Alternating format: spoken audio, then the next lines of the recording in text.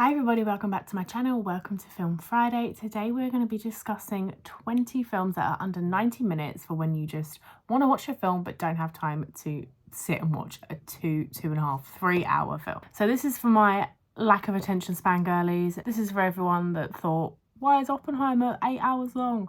I've got you covered, don't worry. These films, there's 20 films that are pretty much all under 90 minutes. 6 of them are like 91, 92 minutes, but if you take away the credits, then they're definitely under 90 minutes. The majority are under 90 minutes, I promise.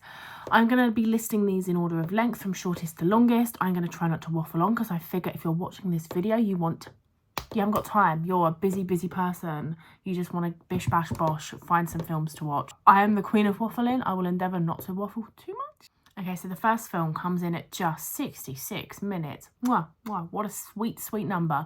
It's the 2016 Oscar-nominated stop-motion tragic comedy, My Life as a Courgette. It's incredible that this film is only 66 minutes long, as it takes you on such an emotional journey. I had no idea when I first put this film on that it was going to make me feel everything that I felt. I cried, I felt so moved. It had such emotional depth. It's a Swiss-French film. It's directed by Claude Barras and written by the wonderfully talented Céline Sciamma. And it follows the story of a young boy named Icar, and he goes by the nickname Courgette.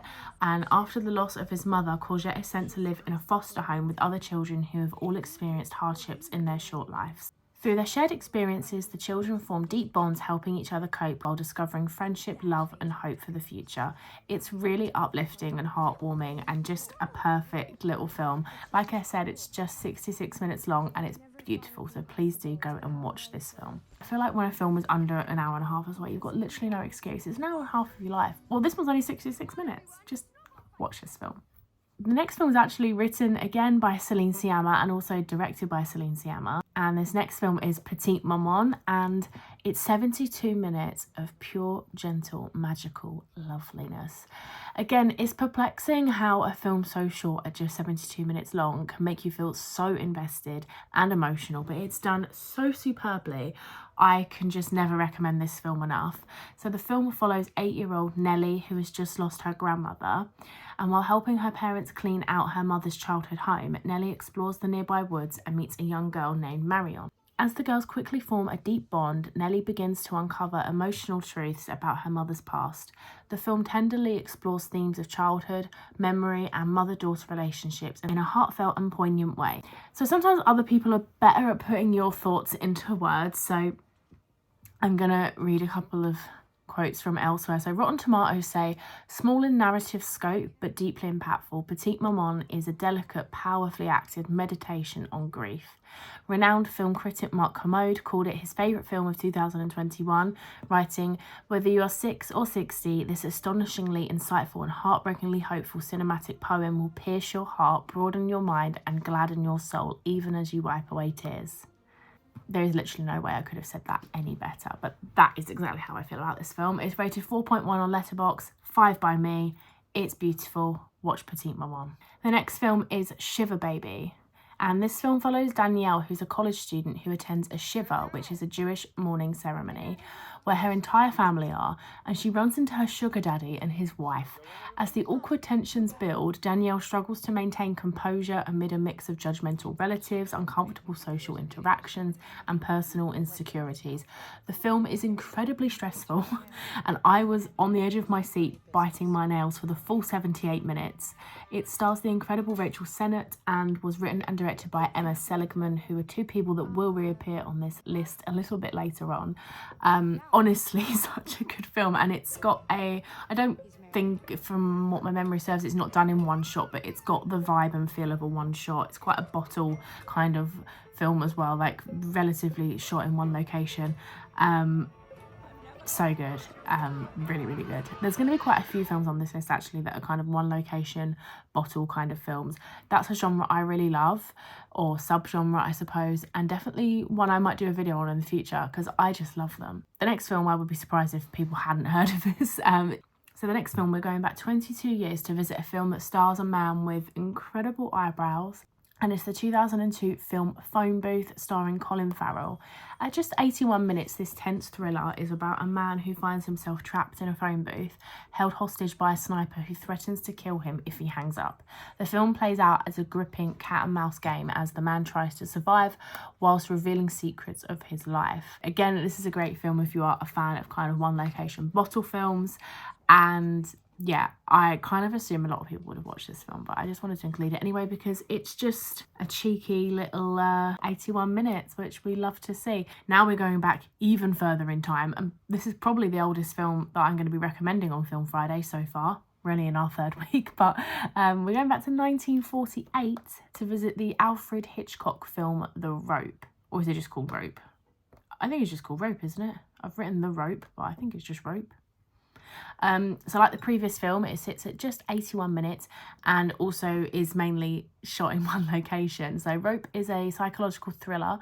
It follows two men who commit a murder to prove their intellectual superiority and hide the body in their apartment during a dinner party. The film unfolds in real time with suspense building as the guests unknowingly dine near the crime scene, and it's based on a play of the same name, and it really does feel like you're watching a play. It's very tense, had me glued to the screen for the full 81 minutes. The next film is Fruitvale Station, and it's 82 minutes of absolute unwavering heartbreak, if I'm honest. It's based on a true story, and the film follows a young Afro-American man called Oscar Grant as he crosses paths with family members, friends, enemies and strangers before facing his fate on the platform at Fruitvale Station in the early morning hours of New Year's Day 2009. The film stars Michael B. Jordan and was directed by Ryan Coogler and produced by Forrest Whitaker. It's a really sobering watch and will make you feel heartbroken, in despair, disturbed, angry, everything. It's an absolute must-see. And sticking with the theme of true stories, the next film is the 2023 film Reality. It's 83 minutes long, and the film follows a woman called Reality Winner, yes, that is her real name, who returns from running errands to find two FBI agents at her home in Augusta, Georgia. Winner spends the next 2 hours being questioned about her work as an intelligence contractor, but specifically whether she leaked a classified document about Russian interference in the 2016 US election. The film unfolds almost entirely through dialogue, recreating the tense, surreal experience of a high-stakes investigation. This is another type of bottle film that's been shot in real time. It shouldn't be as gripping as it is, but it really is. They absolutely nailed it. You feel like you're the one being interrogated. You feel everything she's feeling. Yeah, just really interesting. And I'd never heard the story before either, so good to kind of brush up on my recent US history, I suppose. And the next film is one of the loveliest films that I've actually seen in 2024, and it's called Ama Gloria, and it's absolutely beautiful. It's just 84 minutes of pure, like, love. It's a heartfelt coming-of-age drama about a young girl called Cleo who forms a deep bond with her nanny, Gloria. When Gloria must return to her home country, Cleo faces the difficult reality of saying goodbye to a beloved caretaker who has become like family. It's just 84 minutes of a hug. It's just beautiful. I mean, I am such a sucker for a coming-of-age story at the best of times, but this one just really hit me in the feels, and I watched it with my dad in the cinema, and it was just lovely. Good vibes all round, but also like tears will be shed. We're now leaving a wholesome place and going a little bit darker with the next film, which is the 2019 film Saint Maud. It's 85 minutes long, and it's a psychological horror that follows Maud, a deeply religious nurse who becomes obsessed with saving the soul of her terminally ill patient. As Maud's faith intensifies, her grip on reality begins to unravel, leading to chilling and disturbing consequences. It's wonderfully creepy and a great female-led film. This next film is one that I absolutely love. It's called Lock, and it's 85 minutes long. And this drama takes place entirely within a car, and it follows Ivan Locke, who is a man whose life unravels during a series of phone calls whilst he's driving. As he tries to resolve personal and professional crises, the film explores themes of responsibility, decision-making and consequences. This film is just 85 minutes of Tom Hardy sat driving in a car taking phone calls, and I don't think it gets much better than that, actually, if I'm honest. It's another one location bottle film. Tom Hardy is the only person you see in this whole film, if memory serves me correctly. It's been a few years since I've watched it, but you do hear some familiar voices phoning in. but you just have no choice other than to be completely fixated on Ivan, and I absolutely love that. And just watching his whole world crumble around him, it's a great film. It's a great bit of cinema. Okay, now we're taking it back to 2005 for Wes Craven's Red Eye. At just 85 minutes long, this fast-paced thriller is about a woman, played by Rachel McAdams, who finds herself seated next to a man, who's played by Cillian Murphy, on a red-eye flight, only to discover he has sinister plans that involve her. As the flight progresses, she must find a way to outwit him and prevent a dangerous plot from unfolding. It's a really fun film. Fun isn't probably the right word, but it's a film that it is fun, and it's mainly set on a plane, so again it's kind of like a bottle kind of film. It does go off the plane at some point though.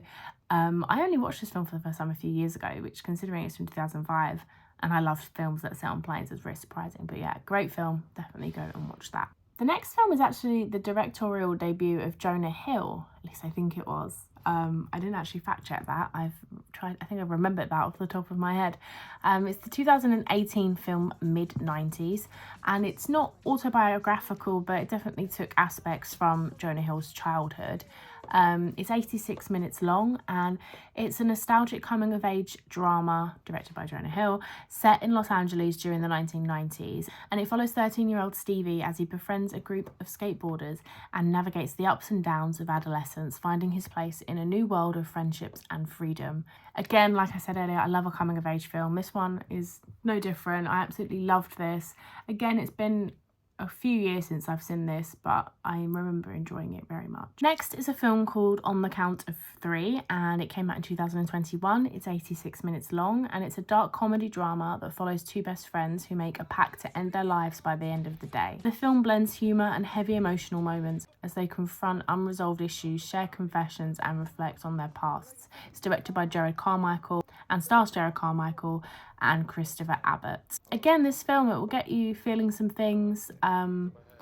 Obviously there's a trigger warning for suicide in this film, but yeah, it was a good film. I only watched it this year, and yeah, it definitely left me feeling stuff. It's hard to talk about films and not give away loads of spoilers, and also to be quick, because you guys, I know you guys, you've got places to be, people to see. I need to crack on. The next film is 88 minutes long, and I've only seen it once, and it was a long time ago, so I don't remember much about it other than I loved it. And it's The Station Agent, and it's a touching and understated drama about a reclusive man with dwarfism who inherits a train depot in a small town.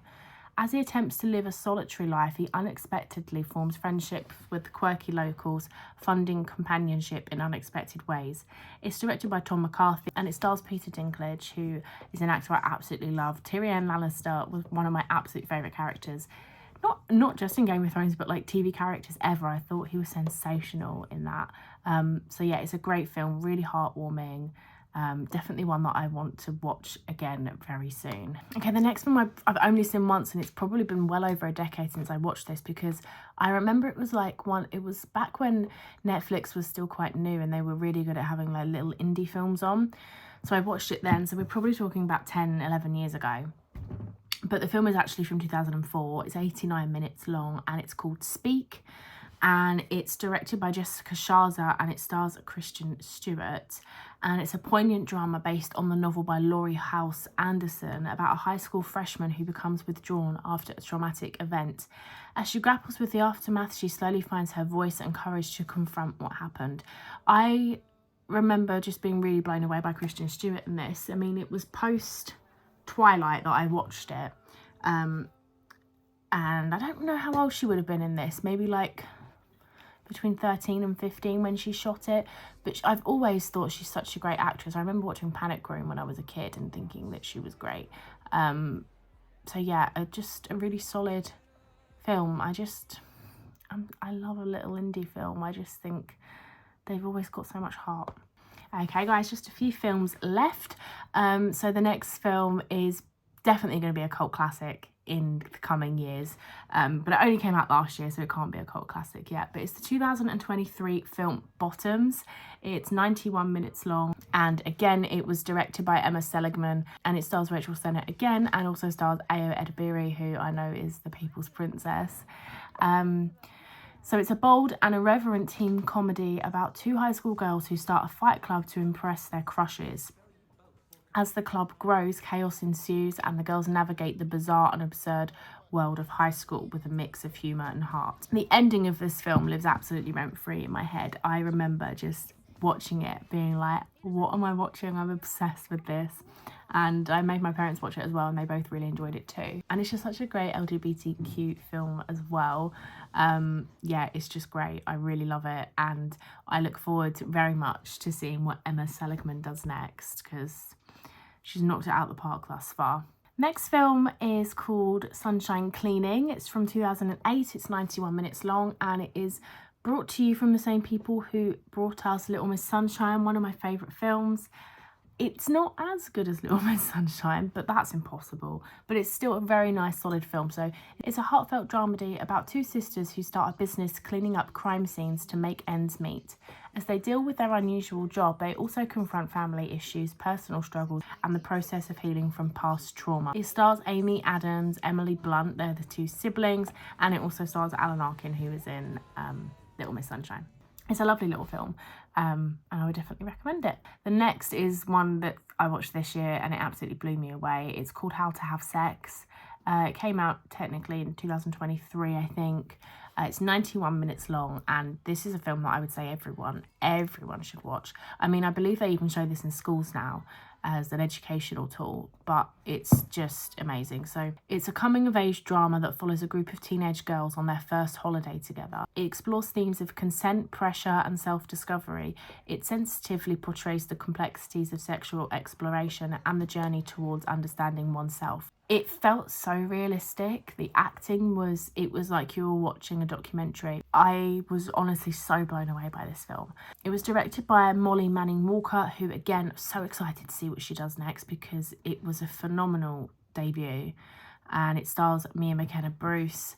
And yeah, I will never shut up about this film. I thought it was absolutely incredible. And I watched it on Mubi, and I would just implore everyone to get yourself a free trial of Mubi and watch it, and loads of other great films. I mean, Mubi has so many amazing films, but yeah, great film. The next film is The Guilty from 2021. Oh my gosh, I haven't actually written down how long it is, but I think it's 92 minutes. This tense thriller follows a 911 operator played by Jake Gyllenhaal, who receives a distressing call from a woman in danger. As he tries to save her, the story unfolds almost entirely through phone conversations, revealing twists and emotional layers as he navigates the crisis. The film is an intense and gripping ride that explores themes of redemption and guilt. I could be wrong, but I think you can tell this was filmed in COVID, but not in a bad way. It's just like, oh yeah, that was definitely filmed in COVID because it's just Jake Gyllenhaal on the phone.